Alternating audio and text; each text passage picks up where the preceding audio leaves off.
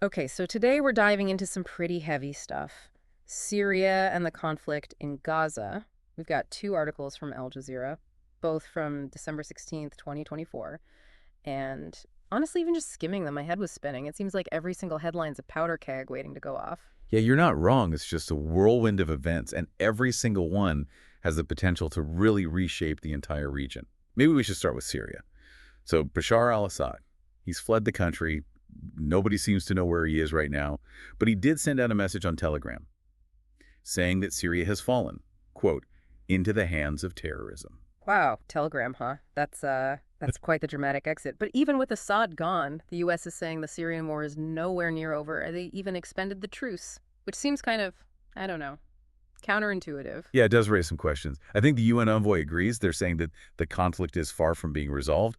But as all this political drama is going on, we're also getting these really disturbing glimpses into just how brutal this conflict has been. They're uncovering mass graves near Damascus. That's just horrifying. And the reports are saying there could be thousands of bodies. So this isn't just about the war ending, it's about confronting the atrocities that happened and figuring out who's accountable.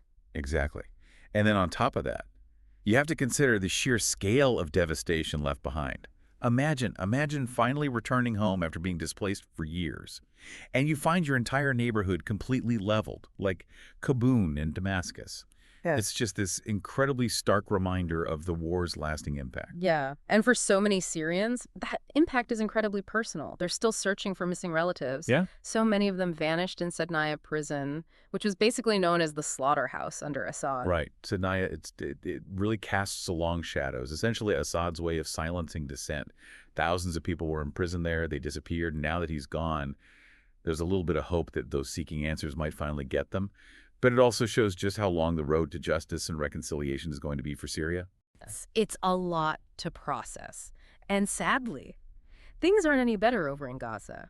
They're saying ceasefire talks are happening, but Israeli attacks are still continuing, and the death toll keeps rising.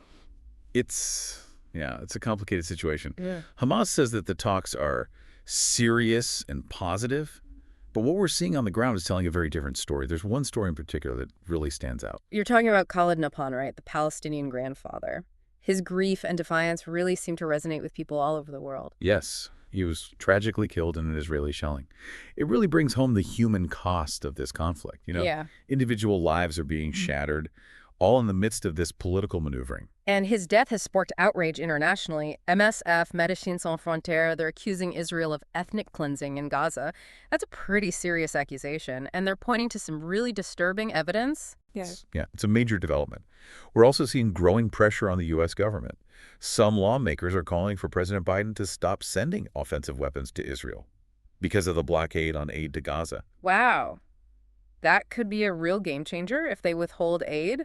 It could really change the power dynamics, maybe even force Israel to rethink their strategy. It's like the struggle for control. We're seeing it mirrored in Syria, too. Yeah, where Assad's sudden exit, it's like he left this void, Yeah. and everybody's trying to fill it. And the U.S., while they're dropping some pretty big hints about their intentions, they just revealed that they have 2,000 troops on the ground in Syria. Hold on.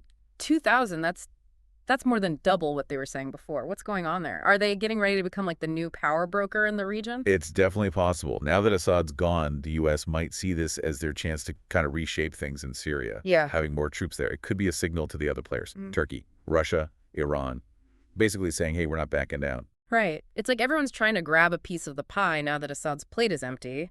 But doesn't that also make the U.S. a bigger target? I mean, Right.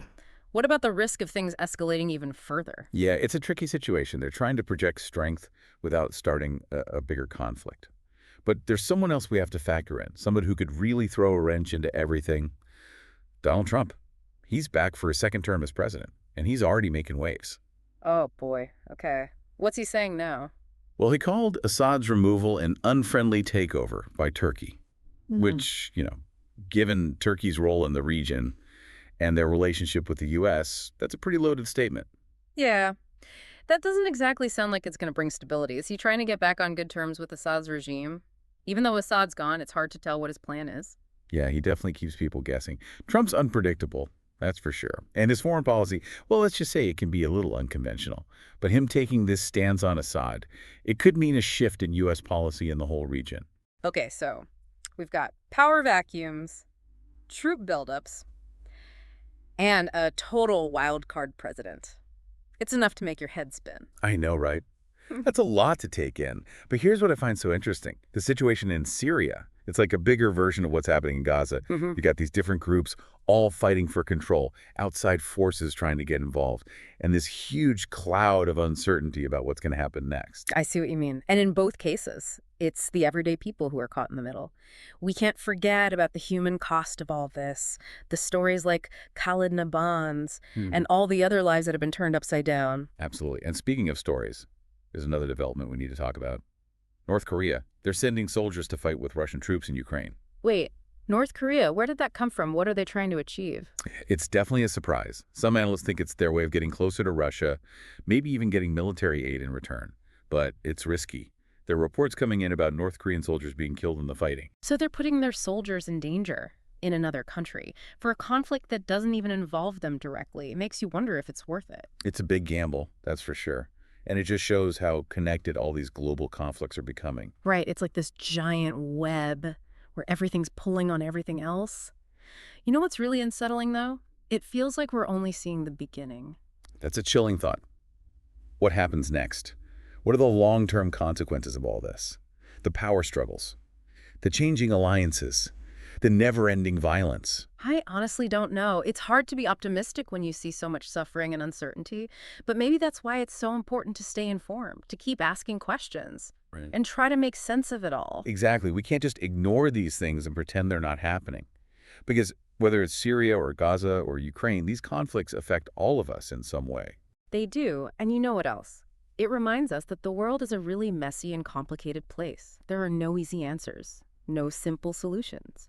But that doesn't mean we shouldn't try to find them. Yeah, it really does feel like we're at a crossroads here. And there are all these different paths leading into the unknown. But I guess that's part of what makes these deep dives so interesting, you know? Right. We get to explore these really complex situations, all the what ifs, the possible consequences. Exact. We're not just looking back at what happened. We're trying to figure out, you know, what are the underlying causes? What are the different players' motivations? And how could their actions shape the future? Like, Mhm. let's think about Syria again. Assad is gone. The U.S. is showing off their military power. And Trump is making these really vague statements. What does all that tell us? Well, for one thing, trying to predict what's going to happen next is practically impossible. But we can make some educated guesses, maybe with Assad out of the way. The U.S. sees this as a chance to try and establish a more democratic government in Syria, one that's more in line with their own interests. That's definitely a possibility. But we can't forget about Russia and Iran. They've been close allies with Assad for a long time. I doubt they'll just stand by and let the U.S. take over. So, we could be looking at a proxy war. The U.S. and their allies on one side, Russia and Iran on the other, all competing for control in a country that's already been through so much. It's a scary thought. And it shows why we have to think beyond just the immediate situation. We have to consider the long-term impact of all this power grabbing. What will it mean for the Syrian people? They've suffered so much already. And how will this affect the already fragile balance of power in the Middle East? These are the questions we need to be asking ourselves. These questions apply to Gaza, too. The ceasefire talks, the violence that's still going on, accusations of ethnic cleansing. It's all part of this larger struggle for control, for self-determination, for a future that always seems to be just out of reach. Right. And in both cases, we're seeing how limited international intervention can be. The UN can issue statements, the U.S. can threaten sanctions. But at the end of the day, it's the people who are actually living in these places who suffer the most. Yeah, that's the sad truth. But even with all these huge challenges, there are still some glimmers of hope. The fact that they're even having ceasefire talks in Gaza, that people are pushing for accountability for the things that happen in Syria, these are small steps, but they're steps in the right direction. I agree. And we shouldn't underestimate the power of individual voices, Mm. people speaking out against injustice, demanding change, offering support to those who need it. It's in those acts of courage and compassion that we find the strength to keep working towards a better future. So, as we come to the end of this deep dive, I'm left feeling this sense of urgency, but also a renewed commitment to stay informed, to have these difficult conversations, and to do whatever I can to help those who are affected by these conflicts. I think that's the most important thing to take away from all this. These are complicated issues. There are no easy answers. But by talking about them openly and honestly, we can start to create a more informed and engaged global community. And maybe, just maybe, that's the first step towards a more peaceful and just world for everyone.